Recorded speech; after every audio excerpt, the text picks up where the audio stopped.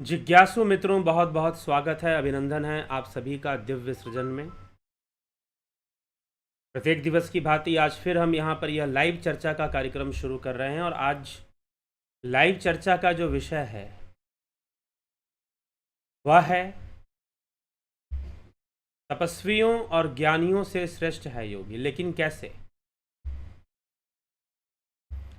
तपस्वियों और ज्ञानियों से श्रेष्ठ है योगी, लेकिन कैसे, किस प्रकार, कैसे ऐसा कह सकते हैं कि तपस्वियों और ज्ञानियों से योगी श्रेष्ठ है।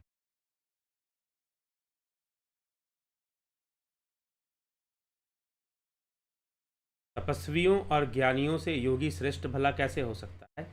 तो आज हम इसी विषय पर हम चर्चा करेंगे।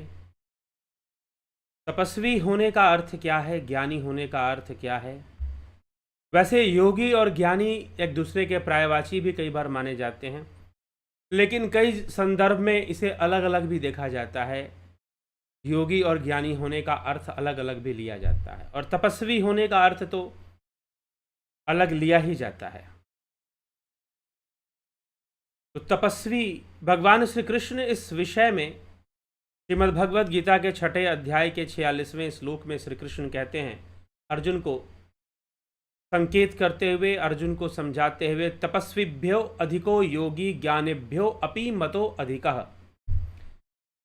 कर्मिभ्यश्च अधिको योगी तस्माद् योगी भवार्जुन। तपस्विभ्यो अधिको योगी ज्ञानिभ्यो अपि मतो अधिकः। तपस्वियों से भी योगी श्रेष्ठ है, ज्ञानियों से भी योगी श्रेष्ठ है और कर्मियों से भी योगी श्रेष्ठ है, ऐसा मेरा मत है। अतः हे अर्जुन, तू योगी बन जा। यह योगी ही अपनी साधना करते हुए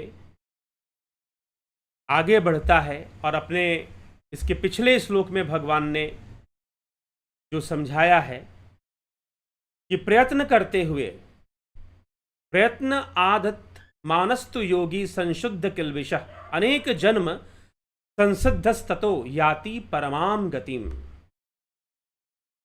जो योगी प्रयत्न पूर्वक यत्न करता है और जिसके पाप नष्ट हो गए हैं तथा जो अनेक जन्मों से योग करता हुआ सिद्ध हो गया है, वह योगी फिर परम गति को प्राप्त हो जाता है। एक जन्म की बात नहीं कह रहे हैं, अनेक जन्म की बात कह रहे हैं। एक बार बुद्ध से किसी ने पूछा कि आप तो कुछ ही वर्षों में आपने इतनी ऊंची अवस्था को प्राप्त कर लिया। तो बुद्ध ने कहा कि नहीं, कुछ वर्षों में नहीं, कुछ जन्मों में, कई जन्म लगे मुझे। लेकिन योगी श्रेष्ठ होता है योग करने में, तपस्या करने में। क्या अंतर है, क्या अंतर है? बहुत बड़ा अंतर है। तपस्या तो रावण ने भी किया था, कुंभकर्ण ने भी किया था, तारकासुर ने भी किया था, सकाम तपस्या। अब सकाम तपस्या विभीषण ने भी किया था तपस्या।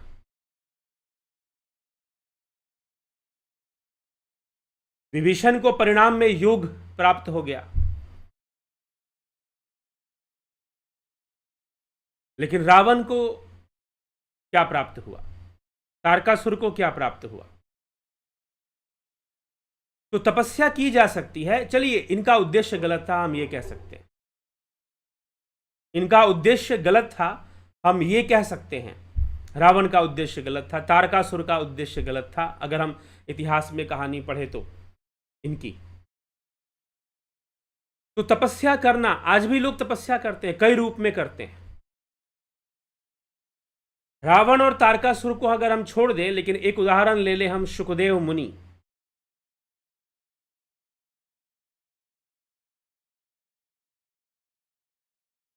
सुखदेव मुनि बाल ब्रह्मचारी, गर्भ तपस्वी, गर्भ से निकलते ही वो वन की ओर तपस्या करने चले गए। तपस्या करने चले गए क्योंकि तपस्वी श्रेष्ठ होते हैं। तपस्या से शक्तियां आती हैं, तपस्या से सिद्धियां आती हैं। महर्षि पतंजलि ने 5 प्रकार की सिद्धियां बताई हैं, उनमें से एक तपोजा सिद्धि बताई है। जन्मजा, औषधजा, मंत्रजा, तपोजा और समाधिजा। जन्म से, औषधि से, मंत्र से, तप से और समाधि से सिद्धि होती है। लेकिन उन्होंने अपने योग शास्त्र में समाधि से प्राप्त होने वाली सिद्धियों का वर्णन किया है, संयम से प्राप्त होने वाली सिद्धियों का वर्णन किया है। सुखदेव मुनि जन्म लेते ही वन में चले गए तपस्या करने के लिए। मन में भाव क्या था कि तपस्या कर कर मैं वैकुंठ को प्राप्त कर लूंगा, तपस्या कर कर मैं श्रेष्ठ अवस्था को प्राप्त कर लूंगा, सिद्धि को प्राप्त कर लूंगा। सिद्धियां उन्हें मिले भी, लेकिन वैकुंठ में, ईश्वर के दरबार में उन्हें प्रवेश ना मिला, ऐसी कथा आती है। तो इतनी कठोर तपस्या करने के बाद भी वो कौन सी बात थी जो सुखदेव मुनि को नहीं समझ में आई? और जब वो समझना चाहते थे, कठोर तपस्या करने के बाद जब वो पहुंचे वैकुंठ, तो उन्हें प्रवेश भी नहीं मिला, उन्हें अपमान भी सहन करना पड़ा। वहां के द्वारपालों ने उनका अपमान भी किया कि निकलो यहां से, जाओ, तपस्या करके क्या हो गया।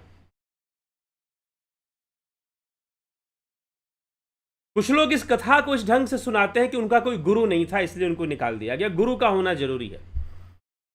जो गुरुवादी थे, जो गुरुडम में विश्वास करते हैं, गुरुडम फैलाना चाहते हैं, वो क्या रीजन बताएंगे? अरे उनका कोई गुरु नहीं था इसलिए उनको बाहर निकाल दिया गया। चलो ठीक है, वो वहां से गए, नारद मुनि के पास गए। देवऋषि नारद उनके गुरु बन सकते थे, लेकिन नारद मुनि ने उनका मार्गदर्शन किया और कहा कि तुम अपने पिता के पास जाओ। उनके पिता वेद व्यास जी ना जाने कितनों के गुरु थे, वो कितने आचार्य, बड़े बड़े आचार्य उनके शिष्य थे। जैमिनी आदि ऋषि भी उनके शिष्य थे। तो वेदव्यास जी के पुत्र थे वो। सुखदेव मुनि अपने पिता के पास जाते हैं और पिता से अपनी समस्या कहते हैं। सुखदेव मुनि देखते हैं कि कैसे समझेगा। मैं इसका पिता हूं, मेरी बात ध्यान से ना समझे, तर्क वितर्क भी करे मुझसे, लेकिन इसे एक ऐसा गुरु चाहिए जो इसको असली रहस्य समझा दे। ये इसे लगता है कि इस तरह से घर छोड़कर, लंगोट बांधकर वन में चले जाने से, लंगोट बांधकर वन में चले जाने से, तपस्या कर लेने से इसे परम धाम की प्राप्ति हो जाएगी, इसे परम ज्ञान की प्राप्ति हो जाएगी। यह इसका भ्रम है। और सुखदेव मुनि के अंदर अपनी तपस्या का अहंकार, मद छा गया था।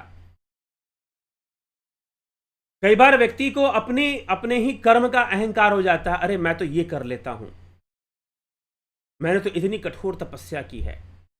कई बार व्यक्ति स्वयं को कष्ट देता है और स्वयं को कष्ट देकर अपने ही अहंकार में आ जाता है कि मैंने अपने आप को इतना कष्ट दिया है।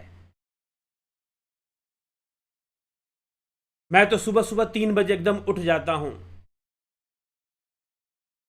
और यह जो अहम भाव है उसके लिए घातक हो जाता है। सुखदेव मुनि के लिए यही घातक था, जो उनको आगे नहीं बढ़ने दे रहा था। वेदव्यास जी ने कहा कि राजा जनक से बेहतर कौन हो सकता है? मिथिला नरेश जनक, उनसे बेहतर कौन हो सकता है? क्योंकि वो राजपाट में भी हैं, राज्य भी संभाल रहे हैं। बाहर से देखो तो सांसारिक राजा लोग जैसे होते हैं वैसे ही व्यवहार उनका दिखाई देता है, लेकिन वो परम ज्ञानी हैं, महान योगी हैं, वैदेही हैं। देह में रहते हुए भी इस देह में आसक्त नहीं हैं, विदेह जनक। इसीलिए सीता जी का एक नाम वैदेही पड़ा, क्योंकि वो विदेह जनक की पुत्री थी।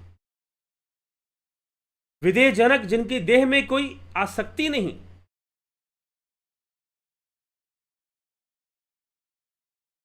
संपूर्ण संसार को, इस शरीर को एक यंत्र रूप समझते हैं, योग मार्गी हैं। तो ऐसा क्या था जो सुखदेव मुनि तपस्वी थे और जो नहीं थे? सुखदेव मुनि बहुत बड़े तपस्वी थे लेकिन योगी नहीं थे। अब हमारे दिमाग में एक कॉन्सेप्ट पड़ा हुआ है कि योगी बनने का मतलब, अरे भाई वो तो योगी हो गया। अगर कोई घर बार छोड़ के चला जाए, संन्यास ले ले, जंगल में रहने लगे किसी आश्रम में, अरे वो तो योगी हो गया। लेकिन कृष्ण कौन सा योग सिखा रहे हैं अर्जुन को? अर्जुन युद्ध नहीं करना चाहता और कृष्ण कह रहे हैं कि तू युद्ध कर और योगी बन के युद्ध कर। वह कौन सा योग है जो कृष्ण अर्जुन को समझा रहे हैं? वो कौन सा संन्यास है जो कृष्ण अर्जुन को समझा रहे हैं कि अनाश्रितो कर्म फलम कार्यम कर्म करोति, ऐसा संन्यासी च योगी।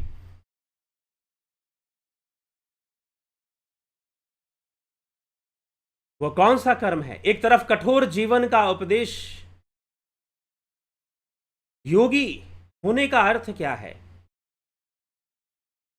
सुख दुखे समय कृत्वा लाभा लाभो जया जयो, सुख दुख लाभ हानि जय पराजय में सम, मान अपमान में सम।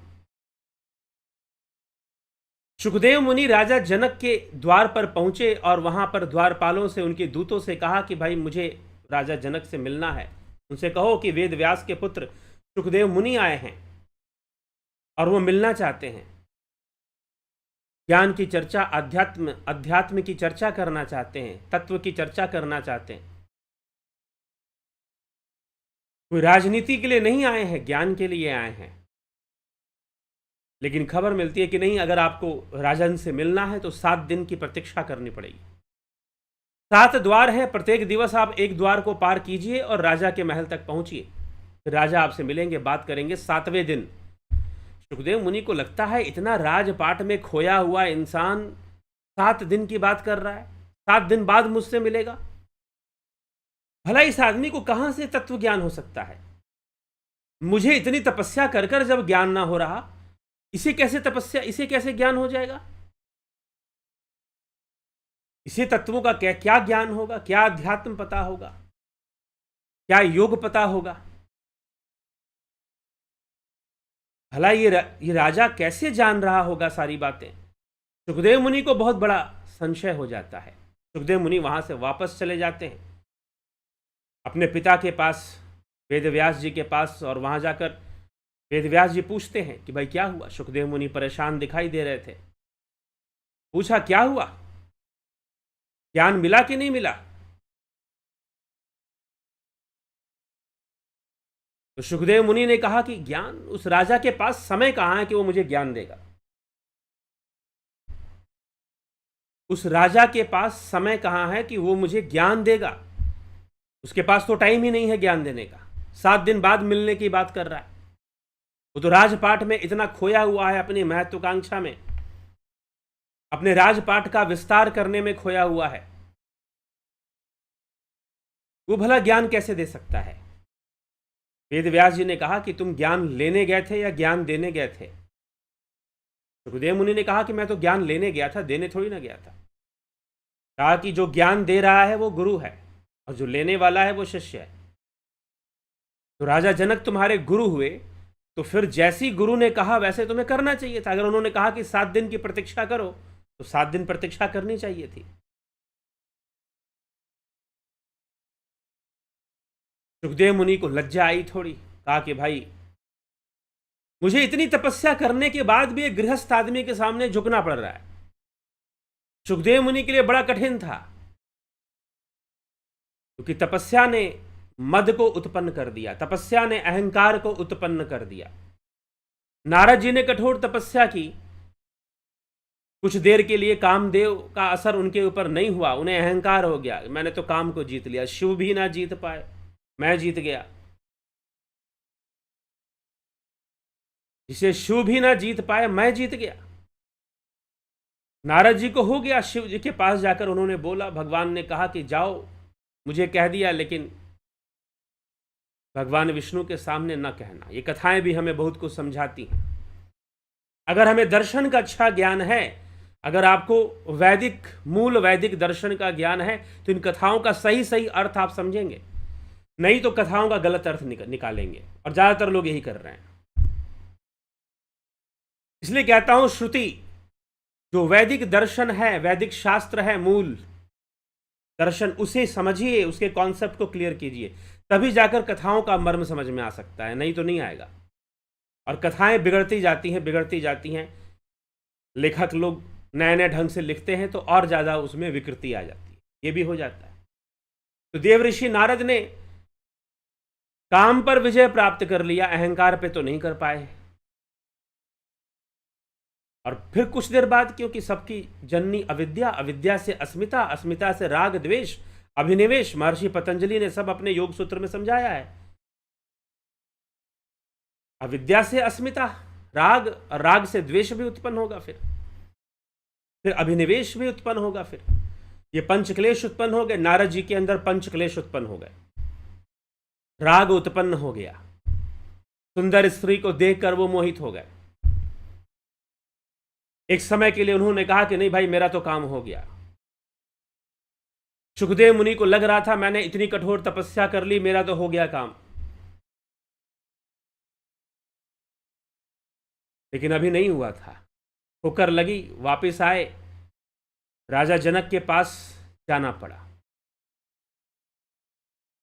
फिर जनक के पास जाकर कथाएं आती हैं बहुत कि राजा जनक ने कहा कि तुमने मिथिला नगरी देखी है?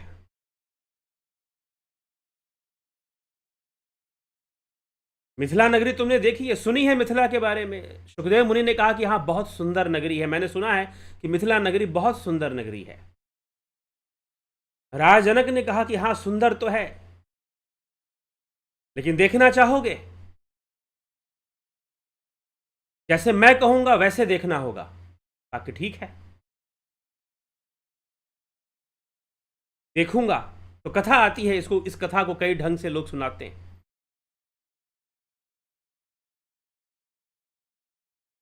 इस कथा को कई ढंग से लोग सुनाते हैं। कथा आती है कि उनके सिर पर एक तेल का पात्र रख दिया जाता है और कहा जाता है कि इस तेल के पात्र को आपने हाथ से नहीं पकड़ना है, सिर पे रखा रहेगा, आपको घूमना है, लेकिन एक बूंद तेल की एक बूंद भी गिरनी नहीं चाहिए, और आप नगर घूम जाओ।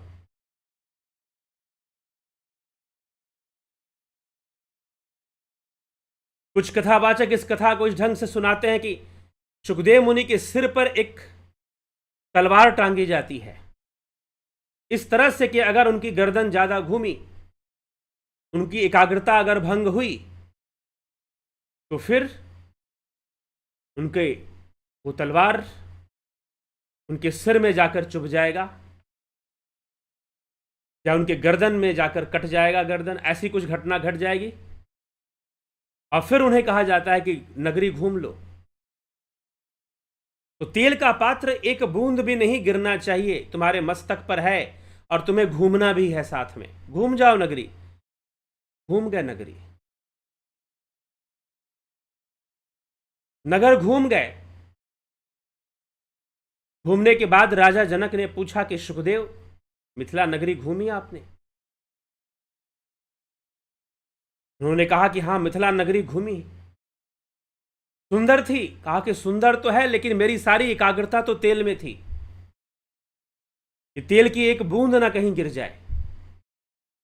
मेरी सारी एकाग्रता जो है उस तेल में थी। नगरी सुंदर लग रही थी, लेकिन फिर भी मैं पूरी तरह से उस सुंदरता का आनंद उठा पाया, ऐसा मैं नहीं कह सकता, क्योंकि सारा ध्यान तो तेल पर था। राजा जनक ने कहा कि बस योगी ऐसे ही जीवन जीते हैं।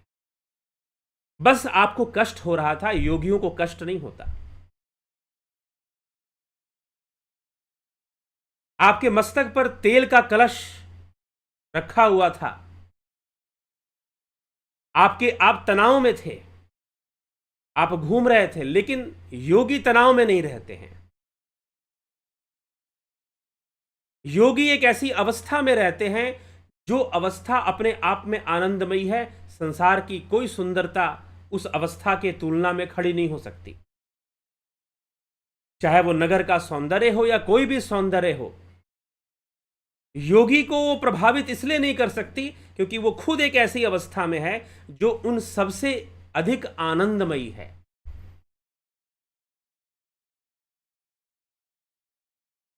इसलिए उसके ऊपर उसका प्रभाव नहीं पड़ता, और प्रभाव नहीं पड़ता तो वो अनासक्त रहता है। इसलिए भगवान कृष्ण ने कहा कि जो सांख्य योगी हैं वो स्वतः ही निष्काम कर्म करते हैं, उनको विशेष तैयारी नहीं करने की मुझे ये काम निष्काम रूप से करना, नहीं, उनके द्वारा होने वाला सभी कर्म निष्काम ही होते हैं। तो योगी होने का मतलब क्या है? योगी कहीं भाग नहीं रहा, योगी कर क्या रहा है अपने जीवन में? योगी अपने जीवन में एक संतुलन बना रहा है।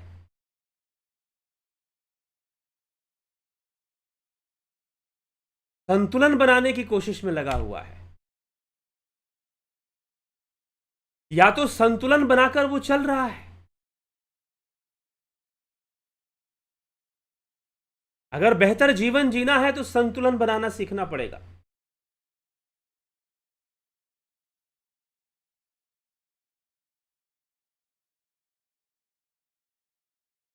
योग विद्या है, इसे राज विद्या भी कहते हैं। जहां विद्या नहीं होगी वहां लाभ कैसे होगा, आनंद कैसे होगा? संगीत का आनंद वही ले पाएगा अच्छे से जिसके पास संगीत विद्या। तैराकी का आनंद, स्विमिंग लोग करते हैं, उसका आनंद वही ले पाएगा जिसके पास वो विद्या होगी।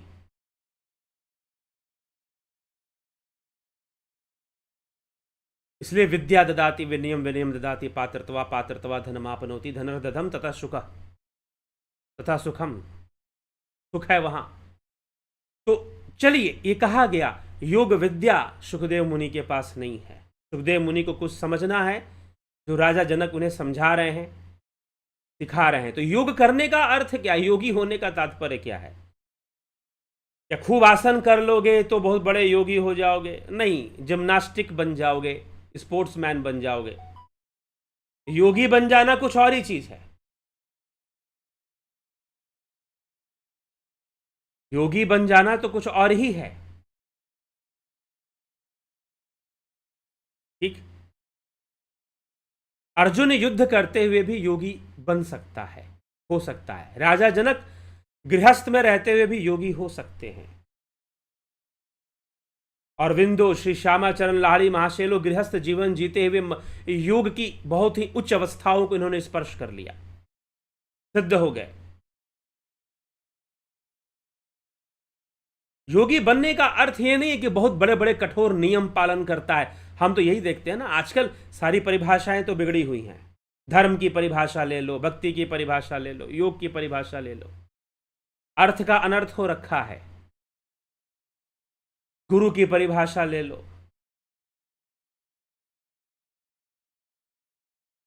ठीक, कल भी हमने कहा कि लोग मृत्यु का भय पैदा करते हैं। बहुत सारे प्रवचनकर्ता मृत्यु का भय पैदा करने में लगे रहते हैं। वो ये नहीं समझाते कि शाश्वत जीवन का ज्ञान दे। मृत्यु जैसे जन्म है वैसे मृत्यु है। जन्म हमेशा नहीं है, मृत्यु भी हमेशा नहीं है। जन्म कुछ देर में हो जाता है, मृत्यु भी कुछ देर में घटित हो जाता है। एक संक्रांति काल है, जिसका जन्म हुआ है उसकी मृत्यु निश्चित है। ध्रुवम परित्यज्य अध्रुवम परिसेवते, ध्रुवम विनश्यति अध्रुवम नष्टमेव च, चाणक्य नीति का यह श्लोक क्या कहता है?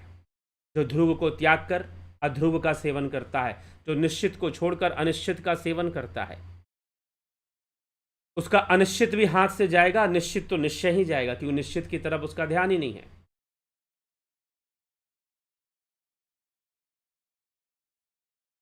इसलिए योग का उद्देश्य कैवल्य की प्राप्ति, स्वरूप से योग स्थापित करना, तद्द्रष्टु स्वरूपे अवस्थानाम, स्वरूप में स्थित हो जाना।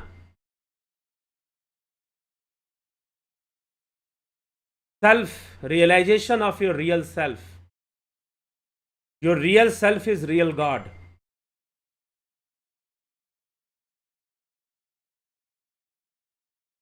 नहीं तो हम जो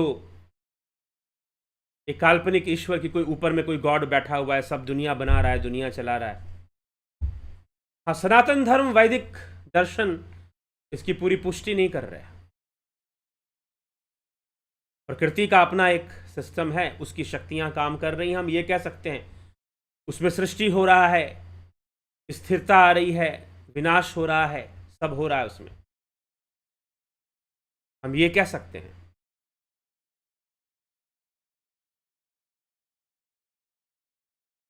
इसलिए हमें योगी होना है। योगी होने का मतलब, योगी होना बहुत सरल नहीं है, शायद तपस्वी होने से ज़्यादा कठिन भी है।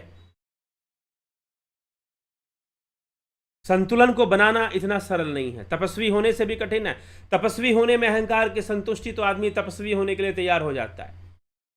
आप कोई तपस्या करके दिखा दो, आप एक टांग पर खड़े होकर दिखा दो, बहुत लोग आपको देखने आ जाएंगे, अरे भाई देखो ये कितना बड़ा चमत्कार कर रहा है, एक टांग पे खड़े होकर दिखा रहा है, ये देखो 5 घंटे से एक टांग पे ही खड़ा है, अरे तो पहुंचा हुआ लग रहा है, कोई पहुंचे हुए संत। प्रयागराज में कुंभ का मेला लगता है ना, ऐसे कुछ करतब करके दिखाओ आप।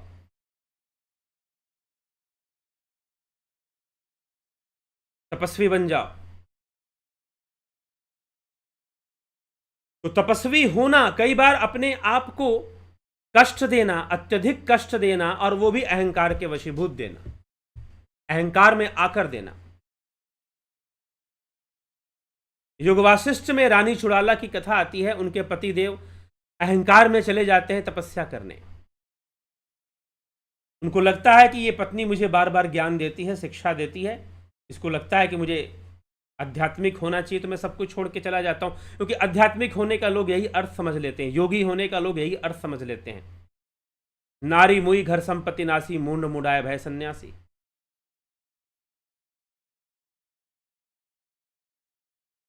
तो कई बार लोग योगी होने का कुछ ऐसा ही अर्थ निकाल लेते हैं, लेकिन योगी होना एक संतुलन बनाकर जीवन को जीना, और संतुलन की पराकाष्ठा को स्पर्श करना। योग का उद्देश्य अपने अंदर कष्ट सहने की बहुत क्षमता योगियों के अंदर होती है, लेकिन संतुलन बनाना उनका लक्ष्य होता है, संतुलित अवस्था में रहना। वो अपने आप को कष्ट देते हैं, देते भी हैं तो संतुलन हेतु देते हैं, ताकि संतुलन बना रहे। अनावश्यक कष्ट नहीं पहुंचाते योगी अपने आप को। आजकल बहुत सारे लोग योगा करते हैं। अभी पीछे मुझे कोई एक भाई साहब मिले, मैंने कहा कि आप योग शिक्षक हैं? उन्होंने कहा कि हाँ, मैंने योग शिक्षक हूं और मैं योग सिखाता हूं, लेकिन अब मैं आसन वासन बहुत कम करता हूं। पहले खूब किया मैंने, अब क्यों नहीं करते भाई? उम्र उनकी 40 से 45 के बीच में होगी। उन्होंने कहा कि आसन वासन में बहुत करता था, लेकिन मेरे घुटने में बहुत समस्या आ गई। इतना योग क्यों कर लिया? क्योंकि संतुलन ही बिगड़ जाए। इतना आसन क्यों कर लिया? एक और महानुभाव मिले, 55 साल उनकी उम्र है, 55 नहीं, 55-60 के बीच की उनकी उम्र है।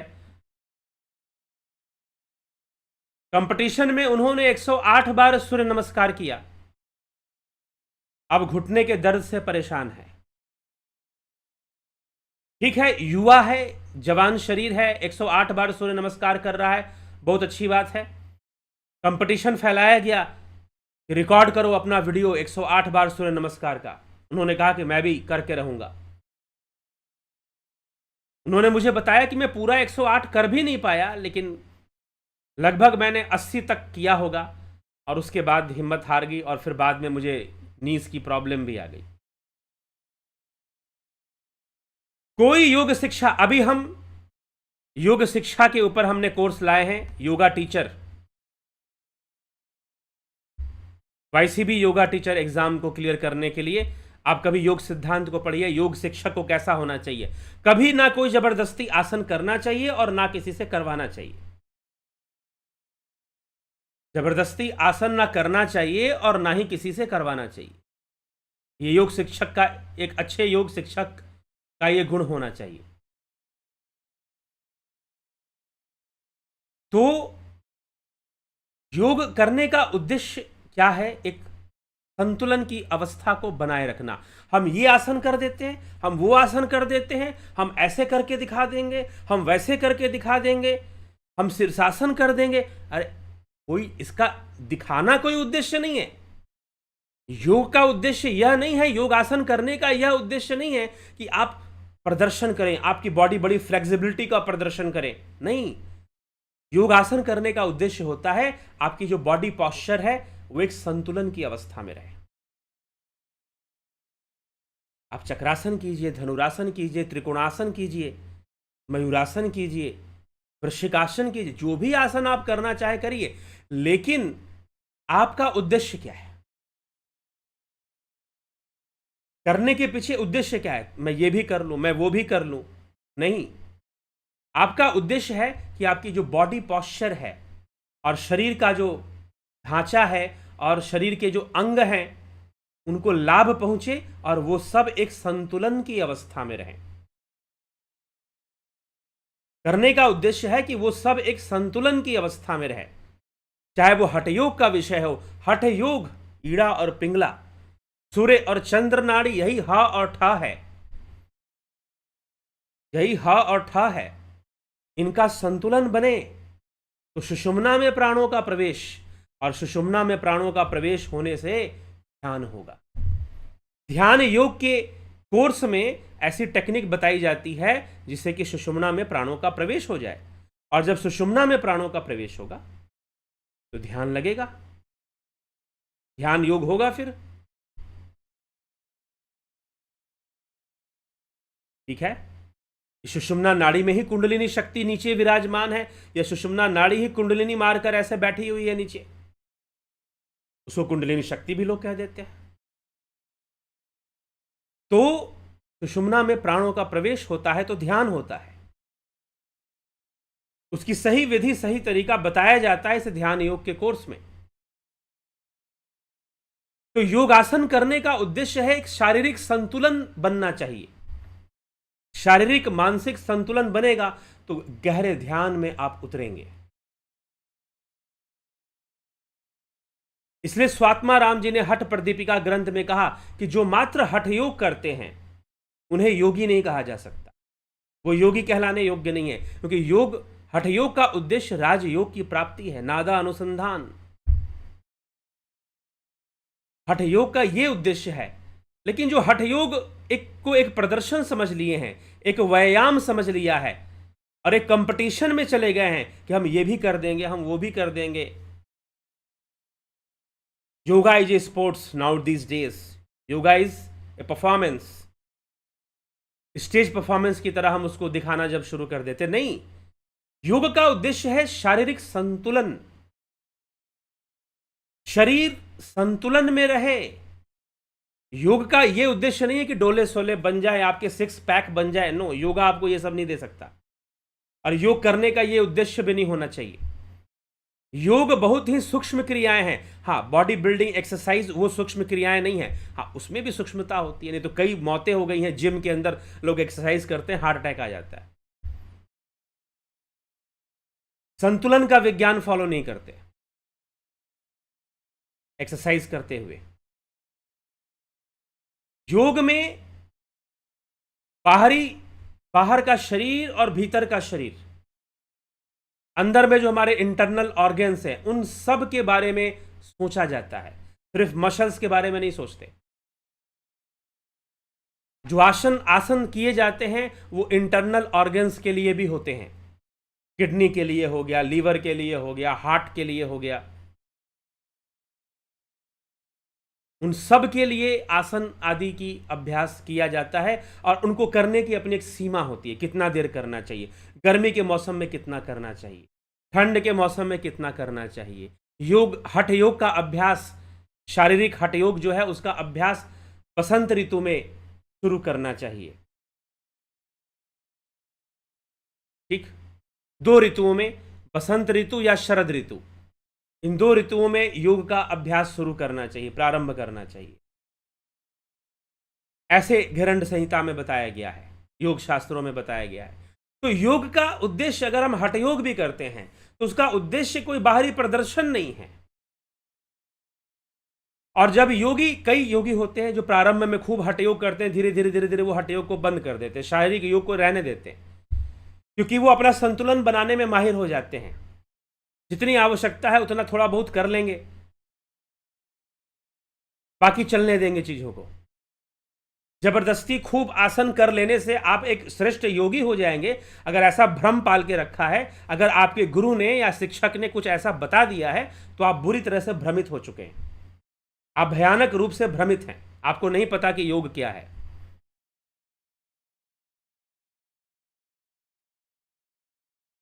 शरीर की flexibility is not a yoga. कुछ लोग ये भी समझ लेते हैं बॉडी को खूब स्ट्रेचिंग इज द योगा। तो जिम्नास्टिक वाले ज़्यादा, योगा से ज़्यादा बेटर जिम्नास्टिक है। फिर आप स्ट्रेच करो बॉडी को खूब, वो लोग खूब स्ट्रेच कर देते हैं बॉडी को।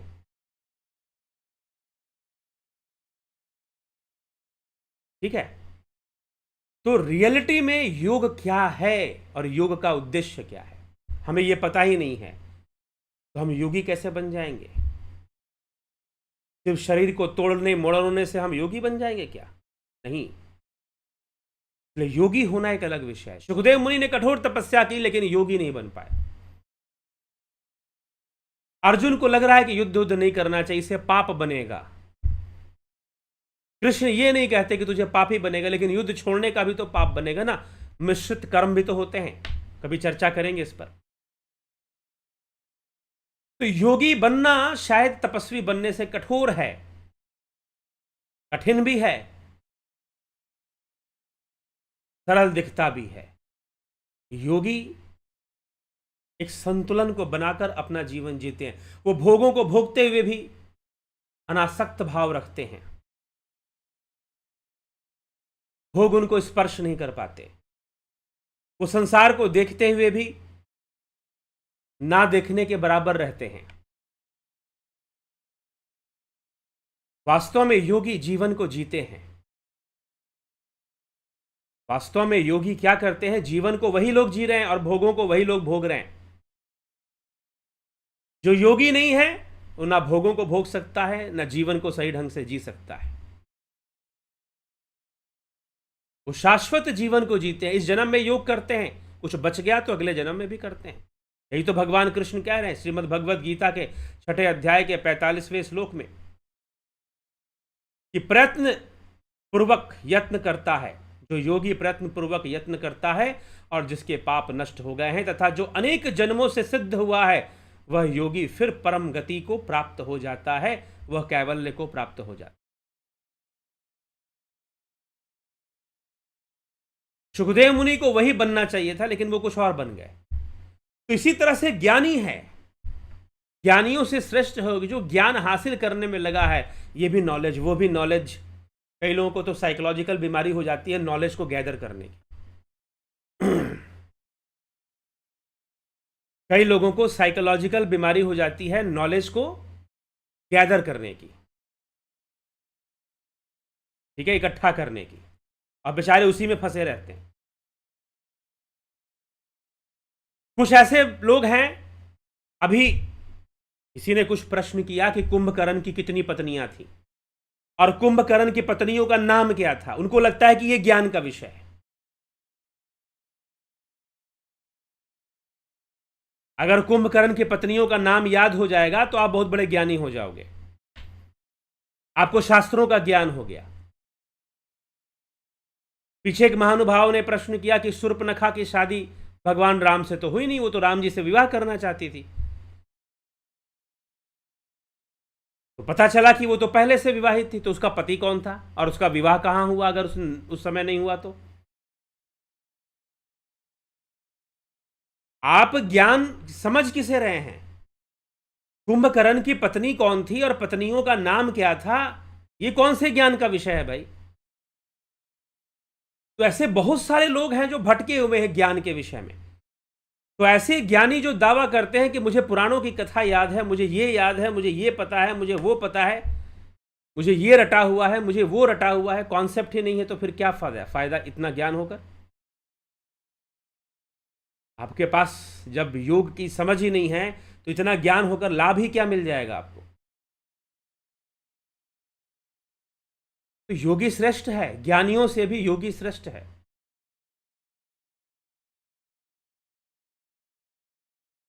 ज्ञानियों से भी योगी श्रेष्ठ है। ठाकुर रामकृष्ण परमहंस वे बहुत पढ़े लिखे नहीं थे, संत कबीर योगी थे, लेकिन विश्वजयी शास्त्रज्ञ जब उनके पास पहुंचे, विश्वजयी के माता ने कहा कि तुम अगर कबीर को जीत जाओ तो मैं समझूंगी कि तुम बहुत बड़े ज्ञानी हो। वो गए कबीर को जीतने। कबीर ने कहा कि इसमें शास्त्रार्थ करने की जरूरत नहीं है, लाओ मैं लिख देता हूं कि मैं ही हार गया। लेकिन जब वहां पर गए, मैं ही हार गया, लिख दिया। जब वहां पर गए, अपने मां को दिखाया, तो मां ने देखा इस पे तो लिखा है कि मैं ही हार गया, मतलब तुम हार गए। आगे नहीं नहीं, ये कबीर ने लिखा है। अच्छा ठीक है, कबीर ने कहा, दोबारा गए, लो मैं अपना नाम लिख देता हूं, कबीर। तुम जीत गए और मैं हार गया। वहां भी नाम बदल गया। ऐसी कुछ चमत्कारी घटना घट गई। तो योगी बनना हारने और जीतने का नाम नहीं है। योगी यह भी नहीं है कि जो अपने जिद से प्रमाणित करे कि आई एम द योगी। अभी पीछे मैं कहीं पर गया, किसी व्यक्ति ने मुझसे कहा कि आप योगी नहीं लगते हैं, कि एक तो वैसे वेशभूषा में नहीं रहते हैं कि आप योगी हों, और उस समय थोड़ा स्वास्थ्य मेरा ठीक ठाक था। उन्होंने कहा कि योगी, अब क्योंकि योगी होने का अर्थ क्या है, आजकल लोग समझते योगी होगा तो उस वो एकदम स्लिम ट्रिम, या फिर वो भी बॉडी बिल्डर की तरह कहीं होगा। तो बहुत सारे गलत योग आपको, योग में है बहुत बड़ी बात। योग आपको देना चाहता है बहुत बड़ी चीज, आप लेना चाहते हो छोटी सी चीज। आप बस फिटनेस चाहते हो, वो आपको पूरा लाइफ दे रहा है। योग एक जीवन शैली है, योग एक अंडरस्टैंडिंग है, योग एक समझ है। ठीक, योग एक जीवन शैली है, योग एक अंडरस्टैंडिंग है, योग एक समझ है जीवन जीने की। उस समझ के साथ हम जीवन जीना सीख लें तो हम योगी हैं। वो समझ भी इतनी आसानी से विकसित नहीं होती, और योग भी इतनी आसानी से विकसित नहीं होता। इसलिए योग शास्त्रों का अध्ययन, और कोई हमें उस ढंग से समझाए कि वास्तव में योग का क्या उद्देश्य है। इसलिए हठ प्रदीपिका ग्रंथ में नियमाग्रह को भी बाधक तत्व माना, कि नियमों का अधिक पालन करने वाले, हठ पूर्वक, अहंकार पूर्वक, जबरदस्ती पालन करने वाले, नियमों का जबरदस्ती पालन करने वाले, हठ पूर्वक पालन करने वाले, अहंकार पूर्वक पालन करने वाले, यह नियम आग्रह बाधक होता है योग के मार्ग में। क्योंकि योग का मार्ग जबरदस्ती कुछ करने के लिए आपसे कहता ही नहीं है कि जबरदस्ती कुछ करो। जो आवश्यक है करो। हां, कई बार कुछ ऐसी चीजें हो सकती हैं कि आवश्यक है, उसमें थोड़ा हमें ताकत लगाना पड़ेगा, तितिक्षा तो ग्रहण करना पड़ता है। तितिक्षा मतलब स्वयं को कष्ट देने की क्षमता, ये योगियों में होती है। अब मैं यहां पर कह रहा हूं कि नहीं, जबरदस्ती करने का कोई का अर्थ योग नहीं होता। इसका मतलब ये नहीं है कि एक आलसी आदमी आलस में पड़ा हुआ है, सो रहा है, उसे कहा जा रहा है कि भाई अरे कुछ योगासन कर लो, कुछ प्राणायाम कर लो।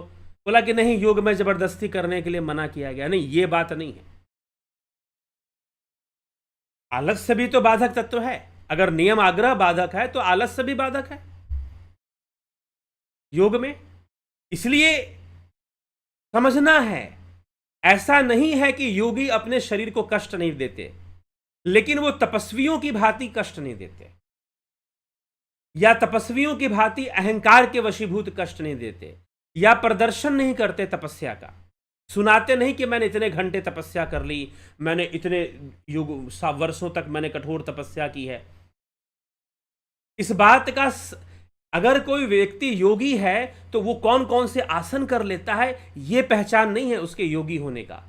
उसके योगी होने का पहचान ये है कि सांसारिक विषयों में, जीवन में वह कितना संतुलन बनाकर, कितनी संतुलन के साथ, कितनी स्विफ्टली, कोमलता के साथ अपने जीवन को जी रहा है। बड़ी से बड़ी समस्याएं, बड़े से बड़े जो स्ट्रेस आ रहे हैं, तनाव आ रहे हैं जीवन में, सबको बड़ी आसानी से वो पार कर रहा है।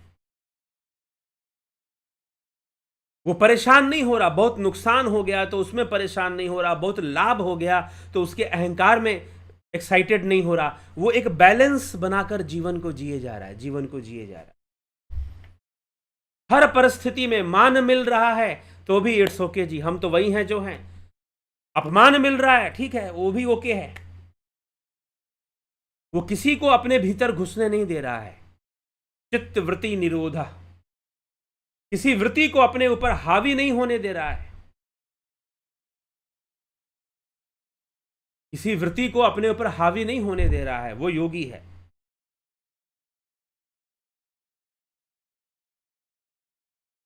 ठीक है, वो इसलिए आसन नहीं कर रहा है कि मैं ये वाला आसन भी कर देता हूं, मैं वो वाला आसन भी कर देता हूं, मैं ये भी करके दिखा दूंगा, मैं वो भी करके दिखा दूंगा। नो, वो अपनी आवश्यकता अनुसार अपने शरीर को संतुलन में रखने के लिए आसन भी कर लेता है जितनी जरूरत है। और धीरे धीरे योगी जब आगे बढ़ जाते हैं योग मार्ग पर, तो उनको आवश्यकता भी नहीं पड़ती कि बहुत ज्यादा शारीरिक क्रियाओं में वो उलझें या फंसे।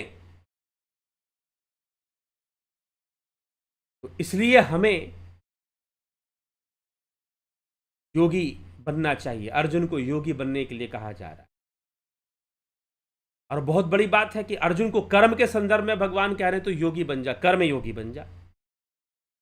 क्या पाप है क्या पुण्य है इसके चक्कर में तू मत पड़। इस विषय को अगर आप समझना चाहते हैं कि कृष्ण किस तरह के कर्म की चर्चा करते हैं, तो पतंजलि योग सूत्र में भी कर्म की चर्चा आती है, कर्म सिद्धांत आता है, उसे भी समझना चाहिए तो और ज्यादा अच्छे से बात समझ में आता है। अर्जुन के पास एक ऐसा कर्म है जहां पाप भी है और पुण्य भी है, उसमें उसे एक संतुलन बनाकर चलना है। योगी ना पापात्मा होते हैं ना पुण्य आत्मा होते हैं। इसलिए योगियों के द्वारा किया गया कर्म ना पाप होता है ना पुण्य होता है, दोनों नहीं होता। अशुक्ल अकृष्ण, महर्षि पतंजलि ने इसकी व्याख्या की। योगियों के द्वारा किया गया कर्म अशुक्ल और अकृष्ण होता है, ना पाप होगा ना बुरा होगा ना अच्छा होगा। ये कौन सी बात हो, क्योंकि वो निष्काम कर्म होगा।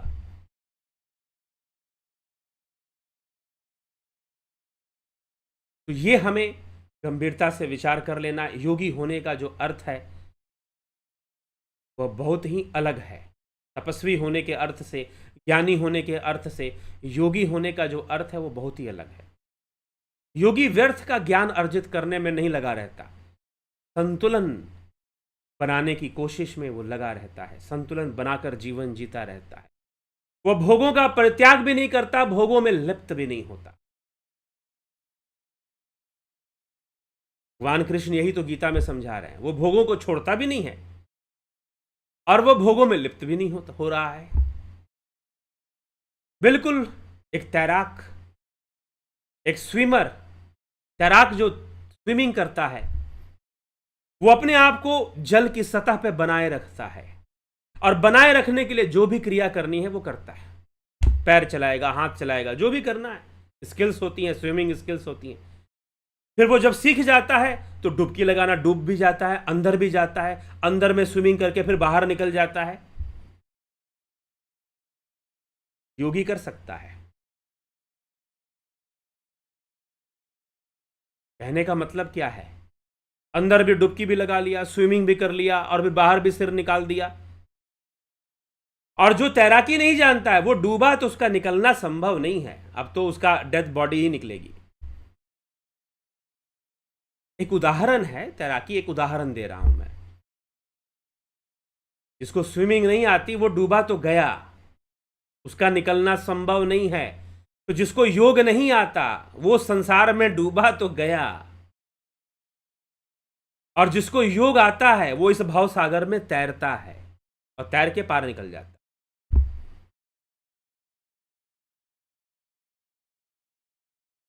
जिसको योग आता है, जिसको योग विद्या का ज्ञान है, वो इस भव सागर में तैरता है। और ज्यादा अच्छा तैराक है तो क्या करेगा, वो डुबकी भी लगा लेगा, और डुबकी लगाकर फिर निकल भी जाएगा।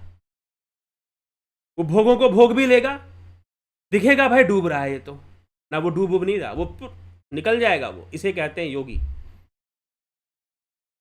इसीलिए वो भोग भी भोग लेगा, उसे कुछ ना होने वाला। राजा जनक उस लेवल के श्रेष्ठ योगी थे, उस लेवल के श्रेष्ठ योगी थे। श्री श्यामाचरण लाहिड़ी महाशय उस लेवल के श्रेष्ठ योगी थे, और श्री कृष्ण तो योगेश्वर हैं।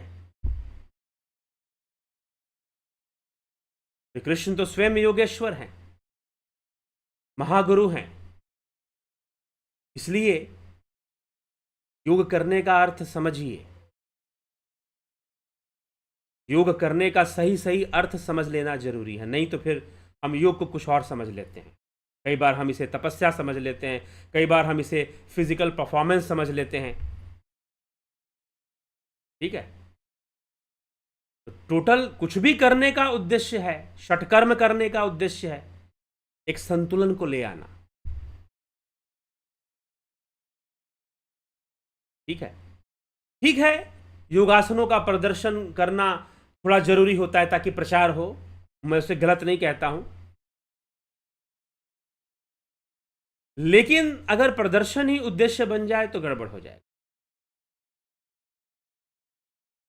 प्रदर्शन ही उद्देश्य, इसलिए आप योग शास्त्रों में, हठयोग के ग्रंथों में लिखा हुआ है, हठ रत्नावली आदि ग्रंथों में लिखा हुआ है कि कई क्रियाएं बताई हैं योगियों के लिए कि ऐसी साधना करने वाला जो योगी है, अगर वो कई विवाह भी कर ले, उसके संबंध कई स्त्रियों से बन जाए, उसको कभी दोष नहीं लगता, वो फिर भी योगी बना रहता है। तो ऐसी कई रहस्य हैं। योगी होना श्रेष्ठ क्यों है? योगी होने का मतलब कोई घर बार छोड़कर जंगल में चला जाए नहीं, कोई आश्रम में जाकर बैठ जाए नहीं। मच्छिंद्रनाथ योगी थे, तो इसलिए जो तैरना जानता है, वही वाली बात है, जो तैरना जानता है। मच्छिंद्रनाथ ने विवाह कर लिया, गोरखनाथ जी को संशय हुआ, जाग मच्छिंद्र गोरख आया, उन्होंने अलग जगाया।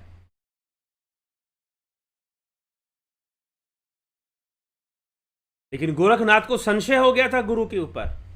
मच्छिंद्रनाथ परम योगी, उन्हें तो भगवान विष्णु का खैर अवतार कहते हैं, उन्हें क्या संशय, और वो कैसे भला भोग में लिप्त हो सकते हैं?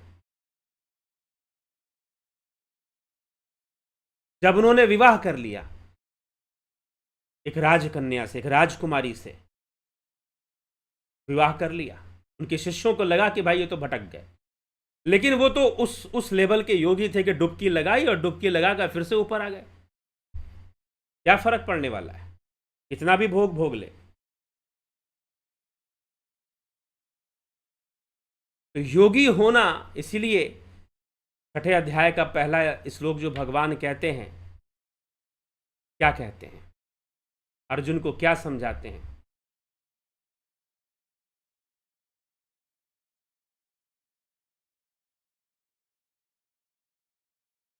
अनाश्रितः करम फलम कार्यम कर्म करोति यः स सन्यासी च योगी च न निरअग्निर्न च अक्रिय। कर्म फल का आश्रय न लेकर जो कर्तव्य कर्म करता, मतलब कर्म का फल क्या होगा इसका आश्रय नहीं लेता, और जो करने योग्य कर्म है, अर्जुन को समस्या है ना कि भाई मैं अपने गुरुजन के ऊपर बाण चलाऊंगा, मुझे पाप लगेगा, दोष लगेगा, मेरा अपयश होगा, फल की चिंता है उसे। भगवान कृष्ण को समाज की चिंता है, धर्म युद्ध में खड़ा है अर्जुन, वो गलत भी नहीं बोल रहा है। कर्म फल का आश्रय ना लेकर जो कर्तव्य कर्म करने योग्य, जो जरूरी कर्म है कर्तव्य रूप में सामने खड़े हैं, उनको करता है, वही सन्यासी तथा वही योगी है। और केवल अग्नि का त्याग, अग्नि कर्मों का त्याग, अग्नि क्रियाओं का त्याग, अग्नि क्रियाओं में बहुत सारी क्रियाएं हैं। विवाह कर्म होना, स्त्री पुरुष संबंध भी एक अग्नि क्रिया है। तो केवल अग्नि क्रियाओं का त्याग कर देने से, गृहस्थ आदि पंच अग्नि की चर्चा ऐसे की जाती है, तो अग्नि कर्मों का मात्र त्याग कर देने से कोई सन्यासी नहीं होता, तथा केवल अग्नि क्रियाओं और अनेक क्रियाओं का त्यागने से कोई योगी नहीं बन जाता।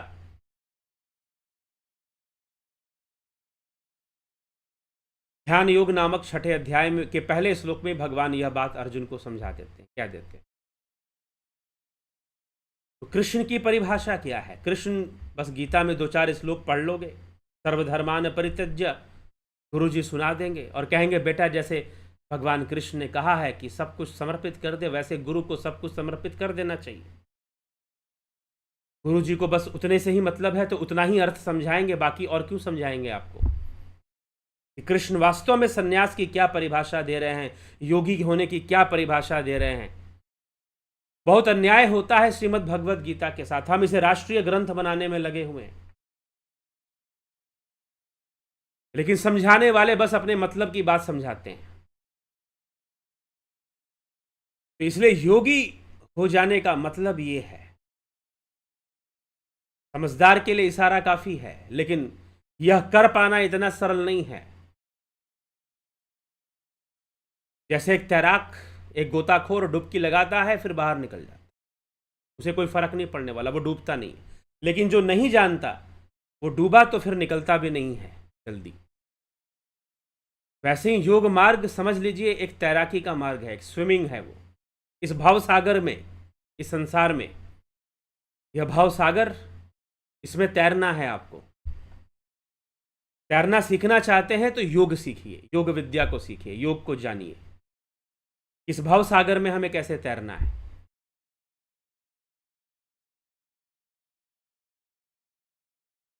ठीक है, चलिए। दो प्रकार के तैराक भी होते हैं ना, एक ऊपर ऊपर तैरते हैं लेकिन वो डुबकी लगाने की कोशिश नहीं करते क्योंकि उतने परिपक्व नहीं हुए हैं। वैसे योगियों में भी है, और कुछ बहुत परिपक्व हैं, वो डुबकी उबकी सब लगा लें, उनको फर्क नहीं पड़ता, वो डूबने वाले नहीं है किसी भी स्थिति में, वो निकल जाएंगे। तो अभ्यास करते करते, इसलिए अभ्यास का मार्ग, योग को अभ्यास का भी अभ्यास वैराग्याभ्याम तन्निरोधा, महर्षि पतंजलि लिखते हैं। भगवान श्री कृष्ण कहते हैं अभ्यास और वैराग्य से होगा। असंशयम महाबाहो मनो दुर्निग्रहम चलम। इसमें कोई संशय नहीं अर्जुन कि मन का निग्रह कठिन है। अभ्यास से न तू कौन थे वैराग्य न चक्रियते। अभ्यास और वैराग्य का सहारा लेना पड़ता है। चलिए आगे हम आपके कमेंट देखेंगे। ध्यान योग का अभ्यास सीखना है, योगी बनना है, जीवन को सरल बनाना है, लाइफ को एंजॉय करना है अच्छे से। कुछ आ गया तो ठीक, कुछ चला गया तो भी मस्त। अगर जीवन को उस ढंग से अच्छे से जीना है, ध्यान योग का कोर्स 20 सितंबर से शुरू हो रहा है। अब आप समझ पा रहे होंगे कि योगी श्रेष्ठ क्यों है, तपस्वी और ज्ञानी से भी योगी क्यों श्रेष्ठ होता है। वास्तव में योगी होता कौन है, मुझे लग रहा है देखो, वाणी से तो वाणी की तरह ही समझेंगे, समझाएंगे ना। अगर रियलिटी में समझना है तो प्रैक्टिकल में उतरिए। कोई आपको बता दे कि ऐसे ऐसे तैराकी होता है, फ्री स्टाइल होता है, ठीक है, ब्रेस्ट स्ट्रोक होता है, बटरफ्लाई होता है, वाटर ट्रेडिंग होता है, आपको कुछ कुछ बता दे कि ऐसे ऐसे तैराकी की जाती है। अरे पानी में कूदोगे नहीं तो पता कहाँ से चलेगा। प्रैक्टिकल तो करना पड़ेगा, और प्रैक्टिकल से जो ज्ञान मिलना शुरू होगा, चीज़ें अनुभव में आनी शुरू होगी, आपको पता चलेगा कि हाँ भाई ऐसे ऐसे मैनेज करते हुए मुझे स्विमिंग करना है, तैरना है। तो प्रैक्टिकल है ध्यान योग। 20 सितंबर से गाइडेड मेडिटेशन। गाइडेड मेडिटेशन मतलब हठ योग की कुछ क्रियाएं, फिर ट्रांसेंडेंटल मेडिटेशन, फिर स्पिरिचुअल हीलिंग, ये सारी टेक्निक्स आपको दी जाती हैं इसमें और सिखाई जाती हैं आपको। यह ध्यान योग का ऑनलाइन कोर्स है। आप इससे लाभान्वित होइए। ज्वाइन करना है 18 तारीख तक जरूर ज्वाइन करने का प्रयास कीजिए। फिर प्राकृतिक चिकित्सा शारीरिक शुद्धि के लिए कुछ सरल क्रियाएं हैं, योग से संबंधित क्रियाएं भी इसमें है। प्राकृतिक चिकित्सा की क्रियाओं में दर्शन, फिलॉसफीज क्या कहती हैं, वर्ल्ड फिलॉसफी, वर्ल्ड के बड़े बड़े फिलॉसफर्स, भारतीय वैदिक दर्शन, वैदिक शास्त्र जो हैं हमारे, वो क्या कह रहे हैं, उन सब की चर्चा इसमें की जाती है। कॉन्सेप्ट्स को क्लियर किया जाता है। बहुत मेहनत से ये कोर्स तैयार हुआ है दर्शन का। आप लाभ उठाएं, और जो लोग भी ज्वाइन करते हैं वो बहुत लाभान्वित होते हैं। उन्हें कहते हैं कि आनंद आ जाता है हमें सुनकर ऐसी ऐसी बातें, दार्शनिकों की बातें। योगा टीचर का कोर्स 11 अक्टूबर से शुरू होगा। समय है, इसके बारे में अभी हम और डिटेल में आपको बताएंगे, लेकिन अगर आप इच्छुक हैं तो संपर्क कर सकते हैं इसके बारे में अगर जानना चाहते हैं तो। यह योगा टीचर का कोर्स किस पर बेस्ड है, ये सिलेबस बेस्ड है। भारत सरकार YCB yoga certification board, Bharat सरकार के द्वारा जो सिलेबस जारी किया जाता है योग शिक्षक की परीक्षा के लिए, उसका कोर्स करवाया जाता है। आप परीक्षा पास कर आप सर्टिफाइड योग शिक्षक बन सकते हैं, प्रोफेशनल बन सकते हैं योग के क्षेत्र में। ये रोजगार देने वाला कोर्स है। जीवन संबंधी कुछ प्रश्न पूछना चाहें, जानना चाहें, संपर्क करना चाहें, कर सकते। जन्म कुंडली में भी कई योग बनते हैं, उसके माध्यम से कुछ जानना चाहें तो उसके लिए भी संपर्क कर सकते हैं। चलिए, तो जीवन में हमें योग के महत्व को समझना है और योग को सही ढंग से समझकर जीवन को सही करना। ठीक है।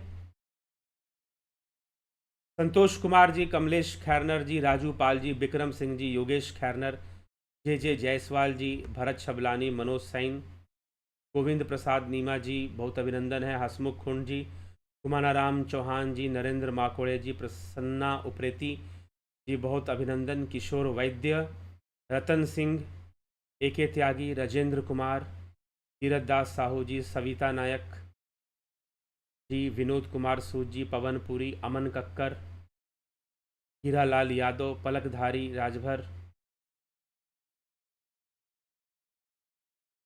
हिम सुनार जी, दिनेश भाई डाबी जी, विष्णुचंद्र मौर्य जी, नूतन भट्ट जी, प्रभुदत्त शर्मा, योगेश खैरनर जी। आचार्य, ऋषि, मुनि और साधु, इनमें क्या अंतर है, इस पर भी चर्चा करने की करेंगे कभी।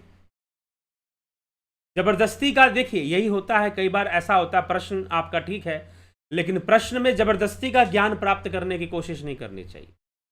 इसका अंतर मैं आपको एक लाइन में भी बता सकता हूं। ऋषि का मतलब है दृष्टा, मुनि का मतलब है मननशील, जो विवेकी है और विवेक से अपना जीवन जी रहा है मुनि, और साधु जो जिसने अपने आप को साधा है वो साधु है। अब ये तीनों कोई एक व्यक्ति भी हो सकते हैं, एक ही व्यक्ति ऋषि भी हो, एक ही व्यक्ति मुनि भी हो और वही व्यक्ति साधु भी हो सकते हैं। साधु जो अपने आप को साध रहा है या साध चुका है, जो सध चुका है वो साधु है। ठीक है। जो विवेकशील मननशील है वो मुनि है, और जो दृष्टा है, दृष्टा मतलब जो नहीं दिखता उसको भी देख सकता है। ठीक। जो इंद्रियों के परे भी देख सकता है, जो इंद्रियां नहीं देखती उसको भी वो देख सकता है अपने सूक्ष्म ज्ञान से, अपनी एकाग्रता, अपने ध्यान से। वह दृष्टा है, वह ऋषि है। अब एक योगी भी ऋषि हो सकता है, मुनि हो सकता है, साधु हो सकता है। अगर आप बाहर से देखोगे तो बाहर से, अब राजा जनक थे, विदेही जनक कहलाए। भले ही वो राजा है लेकिन फिर भी वो ऋषि भी हैं, क्योंकि वो दृष्टा भी हैं। योगी हैं तो मुनि भी हैं, और अपने आप को साध चुके हैं तो साधु भी हैं। ठीक है। राठौड़ विक्रम भाई, घनश्याम सरोदे जी, सृजनी महंता जी, गंगाधर डांडिया, बहुत अभिनंदन है। अभी कल की अवतार जन्म ले चुके हैं, अगर हुआ है तो कब हुआ है, दयापूर्वक बताएं। आप, मेरा एक वीडियो है इस पर, दोबारा वीडियो बना दूंगा कल की अवतार पर। कोई भी अवतार कर्म से ऊपर नहीं है। वैदिक मीमांसा इसकी मान्यता देती है, कहती है कि कर्म से ऊपर नहीं है कोई भी अवतार। आप अपना कर्म करने में विश्वास कीजिए। जब द्वापर युग में कृष्ण का अवतार हुआ तो राजा जनक कभी भी कृष्ण से मिलने नहीं आए, उनका दर्शन करने नहीं आए। कृष्ण को जाना पड़ा उठकर मिथिला नगरी में राजा जनक के दर्शन करने के लिए। राम को पहुंचना पड़ा केवट के पास, शबरी के पास। कर्म से बड़ा कुछ भी नहीं होता, कर्म से बड़ा कोई अवतार नहीं होता, कोई देवता नहीं होता। अगर आपके पास अपने कर्म की शक्ति नहीं है तो वो अवतार आपके लिए क्या कर लेगा, क्या करके दे देगा। अगर भगवान राम ने परम गति प्रदान कर दी माता शबरी को, तो शबरी की तपस्या थी तब तो कर दी, शबरी की भक्ति थी तब तो कर दी। ठीक है। तो मूल शास्त्र, जो मूल शास्त्र है ना, ये षड दर्शन जो वैदिक शास्त्र हैं, वैदिक दर्शन हैं, कोई एक सिंगल दर्शन आपको इसकी व्याख्या नहीं दे रहा है कि अवतार आएंगे तो ये करना है या वो करना है। अद्वैत सिद्धांत तो यह भी कह देता है कि आप अपने आप में ही छोटे मोटे अवतार आप भी हो भाई, आप भी एक अवतार हो अपने आप में। हर रूप में ब्रह्म ने अपने आप को अभिव्यक्त किया है, हर रूप में ब्रह्म ने अपने आप को अभिव्यक्त किया है, तो आपकी अभिव्यक्ति हो रही है तो आप भी तो अवतार हो गए।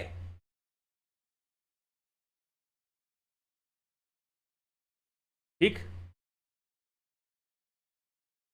तो इसीलिए हमें विवेक से विचार करना चाहिए, विवेक से विचार कर कर हमें ज्ञान के मार्ग को समझना चाहिए, योग के मार्ग को समझना चाहिए। एक योगी की दिनचर्या कैसी होनी चाहिए, योगी किस लेवल में है।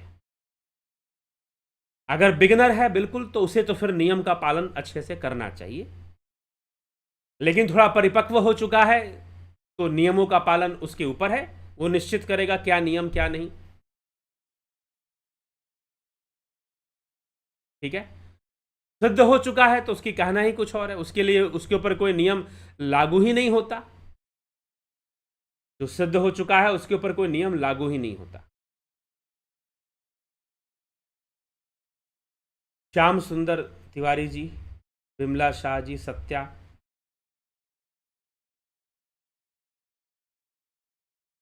दयानंद सरस्वती को मानने वाले कहते हैं कृष्ण तो योगेश्वर हैं, वो राधा से प्रेम जैसा गलत काम कैसे कर सकते हैं। राधा से प्रेम जैसा, राधा गर्ग संहिता पढ़िए आप, राधा और कृष्ण के बारे में गर्ग संहिता में वर्णन मिलता है। राधा जी के बारे में भागवत महापुराण में किसी राधा जी का वर्णन नहीं है, लेकिन गर्ग संहिता एक ग्रंथ है, उसमें राधा जी का वर्णन मिलता है। राधा कौन थी, क्या रिश्ता था, कृष्ण से उम्र में भी बड़ी थी, और उनका प्रेम कैसा था, तो कौन सा प्रेम किया था। पहली बात तो ये, कृष्ण और राधा का प्रेम कोई यह गर्लफ्रेंड बॉयफ्रेंड वाला प्रेम नहीं था। और जो कुछ ऐसा कहता है वो मुझे तो लगता है कि लोग महर्षि दयानंद सरस्वती को ही अच्छे से नहीं समझते।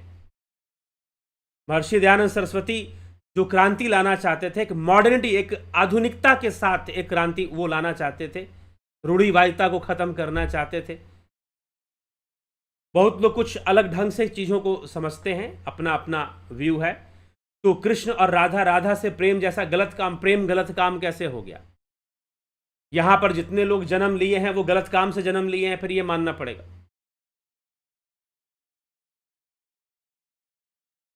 हाँ, गलत उद्देश्य से कुछ किया जाए तो गलत काम, गलत उद्देश्य से किया जाए तो ये जो कृष्ण राधा से प्रेम जैसा गलत काम, ये गलत काम आपने किस आधार पर निश्चित किया। पहली बात तो आपने राधा कृष्ण के प्रेम को नहीं जाना।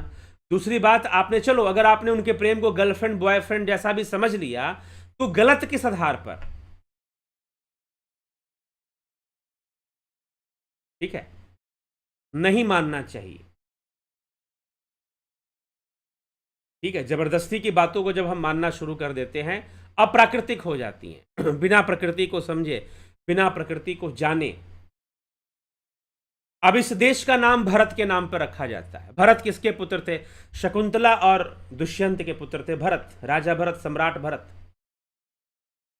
अब शकुंतला और दुष्यंत के बीच में जब संबंध बना तो उनका विवाह भी नहीं हुआ था।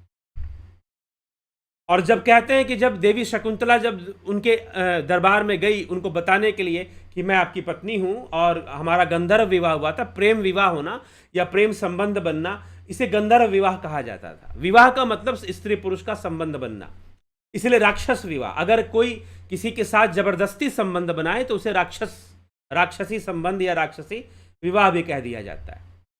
या कोई किसी का अपहरण कर ले, कोई पुरुष स्त्री का अपहरण कर ले तो उसे राक्षसी विवाह भी कहा जाता है। तो गंधर्व विवाह था दुष्यंत और शकुंतला का। अब पुत्र का जो जन्म हुआ वो सम्राट भरत हुए। अब वो गलत जन्म हुआ था कि सही जन्म हुआ था, तो गलत जन्म के नाम पर आपने इस भारत उस सम्राट के नाम पर भारत देश का नाम क्यों माना गया, ऐसी भी व्याख्या की जाती है।